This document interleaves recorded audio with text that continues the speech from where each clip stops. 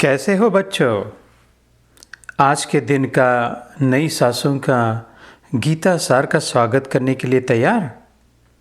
अच्छी बात है, क्योंकि देखो ये दिन नया है, हर क्षण हर सांस नई है और ये मेरी तुम्हें प्रेम की रोज़ की नई भेंट है।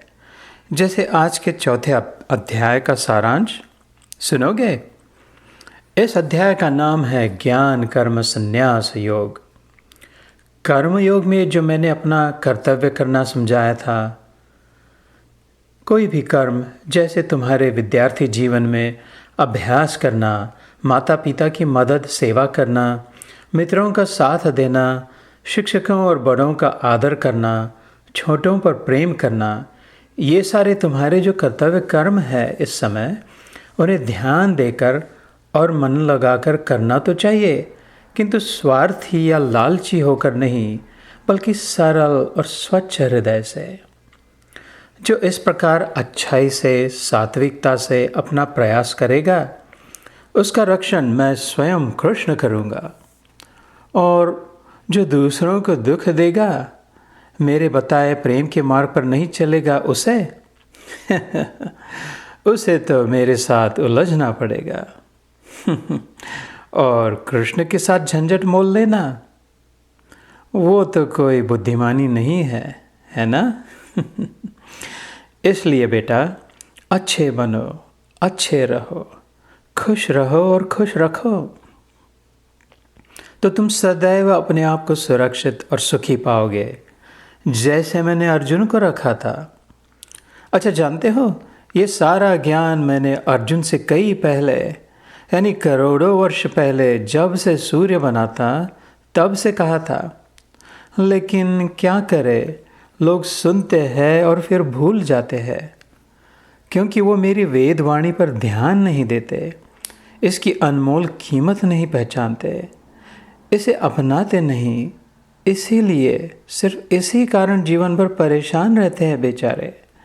अन्यथा युगों युगों से कईयों ने मेरी इस गीता के ज्ञान को अपनाकर, मेरे बताए मार्ग पर चलकर अनायास सहजता से संपूर्ण आनंद, संपूर्ण यश पा लिया है। और पता है, यह ज्ञान आज भी यहाँ भी उतना का उतना ताज़ा, शक्तिशाली और आसानी से उपलब्ध है। ठीक वैसे ही जैसे आज भी तुम्हें ताज़ी सांसें मिल रही है ना? यही तो मेरी कृपा है, क्योंकि मैं तुम पर सच्चा और पक्का प्रेम करता हूँ ना। ये तुम्हारे लिए भी संभव है।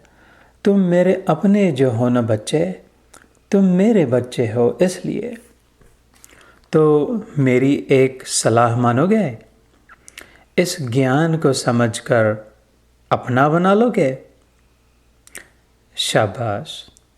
ये कैसे करे, ये भी मैंने इसी अध्याय में बताया है। किसी ज्ञानी महात्मा से विनम्र पूर्वक इस ज्ञान को शांति से समझने की विनती करो।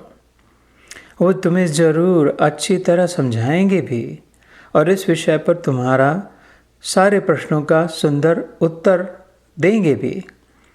महात्मा जीते ही इसलिए है कि वो दूसरों को आनंद का अनुभव करने के लिए मदद कर सके। तुम जैसे अच्छों को मुझ भगवान की ओर आकर्षित कर सके।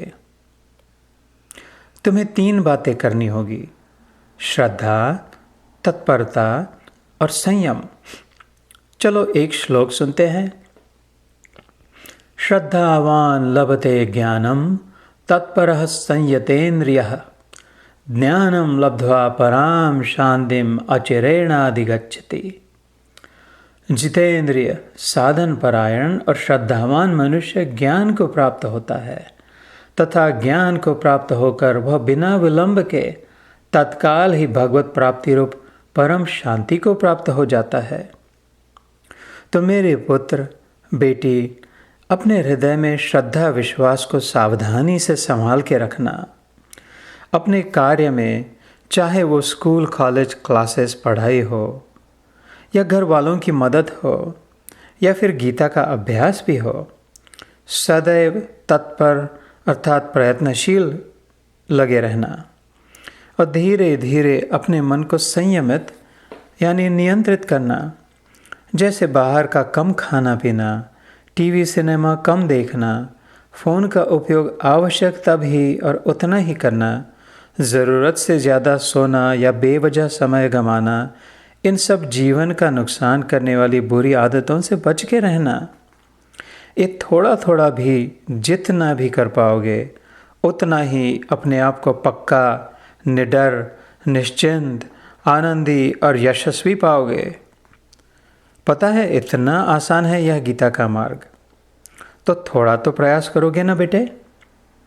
अपने स्वयं के लिए करो, मेरे लिए करो, तो मेरा साथ और सामर्थ्य तुम्हें प्राप्त हो जाएगा। मैं तो तुम्हें यह सब देने के लिए कब से तैयार हूँ कि तुम कब मेरी कृपा को लेने आ जाओगे।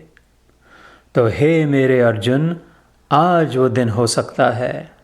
उठो, जागो, अपने आप को कमज़ोर मत समझो। ये तुम्हारे लिए संभव है, ज़रूर संभव है। विश्वास से आओ मेरे पास और ले जाओ मेरी पूर्ण कृपा को, कृष्ण कृपा को।